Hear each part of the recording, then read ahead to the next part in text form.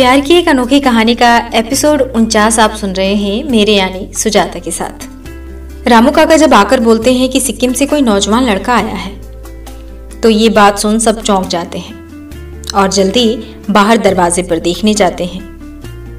Nun's पूछती हैं, तुम कौन हो बेटा? वो लड़का जवाब देता है, मेरा नाम अभिज्ञान सिंह ठाकुर है, मैं मेघना के कॉलेज में ही पढ़ता हूँ। नंस इतनी बात सुन अभिज्ञान को अंदर ले जाती है। सुची मन में सोचती है कि अभिज्ञान का नाम कुछ सुना सुनाया सा लग रहा है, पर कहाँ? तभी सुची को याद आता है कि आज ही तो मेघना नशे में अभिज्ञान का नाम ले रही थी, लेकिन मेघना ने उसे देख कुछ रिएक्ट क्यों नहीं किया और मेघना की ओर देखती है।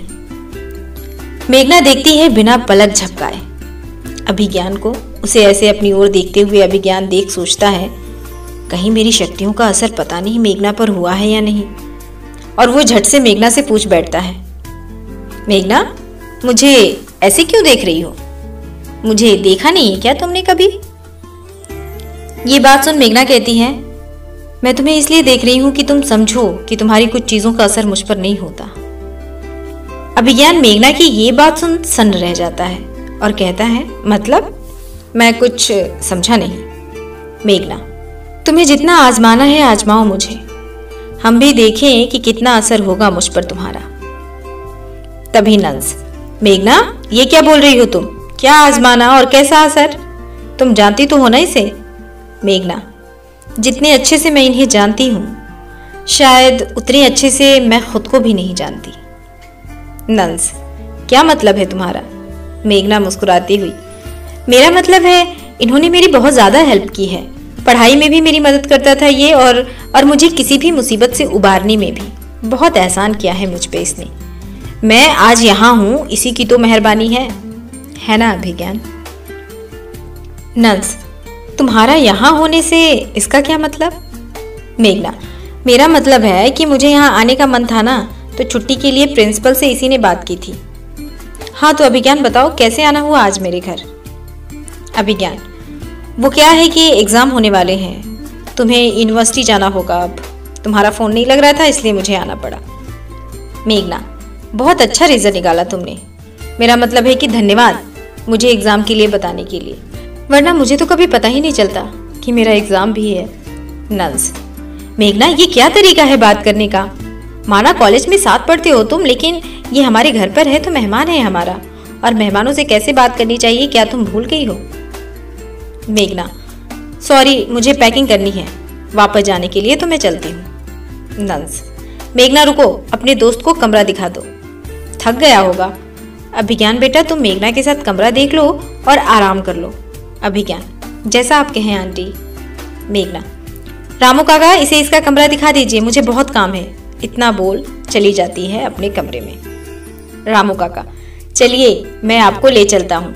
मेघना बिटिया की बात का बुरा ना मानिएगा, जब से वो आई है ना हॉस्टल से थोड़ा परेशान रहती हैं, लेकिन हमारी बिटिया बहुत मासूम है, सिर्फ दूसरों को हंसाने खुश रखने के बारे में ही सोचती रहती है। अभिज्ञान, जी। रामू काका, ये रहा आपका कमरा, किसी भी चीज की जरूरत हो तो मुझे बस एक आवाज लगा दीजिएगा। अभिज्ञान, जी आपका बहुत बहुत शुक्रिया। इतना बोल वो कमरे के अंदर दरवाजा बंद कर मेघना की कही बातों को याद करने लगता है और सोचता है कि मेघना पे क्या मेरी शक्तियों का असर हुआ भी है या नहीं। और इधर मेघना अपने कपड़े और सामान की पैकिंग करती है। तभी सुची, मेघना तेरी पैकिंग शुरू, दे मैं हेल्प करा देती हूँ। मेघना, ठीक है। सुची, मेघना क्या हैंडसम है ना ये अभिज्ञान, इस पे तो कॉलेज की सारी लड़कियां फिदा होंगी। मेघना, एक काम कर सुची, तो उसी से जाकर पूछ ले। सुची, तुझे क्यों जलन हो रही है, कहीं तू भी तो नहीं? मेघना, सुची चुपचाप अगर मेरी हेल्प कराना है ना तो करवाओ, वरना जा यहाँ से, मेरे पास फालतू समय नहीं है। तभी दरवाजे पर दस्तक। सुची, मैं देखती हूँ। और वो रूम के दरवाजे के पास जाती है तो देखती है कि अभिज्ञान खड़ा है। सुची, आपको कुछ चाहिए था? मेघना, कौन है सुची? बोलती हुई वो भी जाती है तो देखती है कि अभिज्ञान। तभी अभिज्ञान, मुझे टॉल चाहिए, मैं शायद भूल गया हूँ। मेघना कुछ नहीं बोलती और रूम से बाहर निकल चली जाती है। सुची अभिज्ञान को रूम में बुलाती है, जो रूम मेघना का ही होता है। अभिज्ञान मेघना का रूम बहुत ध्यान से देखता है, उसकी किताबों को और उसकी दीवार पे लगी पेंटिंग्स को। सुचि, तुम्हें पता है अभिज्ञान, मेघना को नेचर से बहुत प्यार है और तस्वीरों का भी, लेकिन इस बार उसने अपनी पसंद की कोई भी चीज नहीं की, है ना ताज्जुब की बात। लेकिन कमाल की बात यह है कि उसके दर्द का अंदाजा कोई लगा ही नहीं सकता। वो दूसरों की खुशी के लिए ऐसे अपने दर्द को छुपाती है। लेकिन मैं तुमसे कहना चाहूंगी कि तुम उसकी मुस्कुराहट के साथ ही मत बनना, उसके दर्द और आंसुओं के साथ ही बनना। अभिज्ञान सुचि की बात को बहुत ध्यान से सुनता है, लेकिन कुछ बोलता नहीं है। तभी मेघना टाल लेके आती है और देती हुई कहती है, ये लीजिए टाल। अभिज्ञान, जी शुक्रिया, बोल चला जाता है। मेघना सुचि से, तूने इसे मेरे कमरे में बुला लिया, पागल है क्या तू सुचि? सुचि, तो क्या हुआ, और वैसे भी एक दिन ये तेरे बेड पर भी आएगा। मेघना, सुचि ये बहुत ज्यादा हो रहा है तेरा। सुचि, अच्छा तो ये बता, आज तू नशे में ये क्यों बोल रही थी कि अभिज्ञान मुझे छोड़ के मत जाओ? बोल बोल बोल। मेघना, दिमाग खराब हो गया क्या तेरा, कुछ भी बोलती है। सुचि, ठीक है, लेकिन एक दिन देखना तू उसके बेडरूम तक जरूर पहुंचेगी। मेघना चिल्लाती हुई, सुचि, और सुचि भाग जाती है। अब जानेंगे अगले भाग में कि क्या होगा। आप मेरी कहानी को इतना पसंद करते हैं यूट्यूब पे, मैं बहुत लेट हो जाती हूँ कहानी यूट्यूब पे अपलोड करने में, और आप मेरी कहानी को पढ़ भी सकते हैं। आपको प्ले स्टोर पे प्रतिलिपि ऐप डाउनलोड करना होगा, और डाउनलोड करने के बाद आपको उसमें सर्च में लिखना होगा प्यार की एक अनोखी कहानी। आपको मेरी लिखी हुई सारी स्टोरी आ जाएगी। मैंने अभी इसको 62 एपिसोड तक लिखा है, यानी कि 62 एपिसोड तक लिखा है, तो आप 62 एपिसोड पढ़ सकते हैं।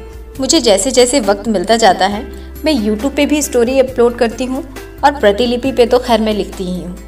तो आप मेरी इन कहानियों को पढ़ भी सकते हैं और मेरे यूट्यूब चैनल पे सुन भी सकते हैं। और सुनने के साथ ही मेरे चैनल को लाइक, सब्सक्राइब और शेयर ज़रूर करिएगा।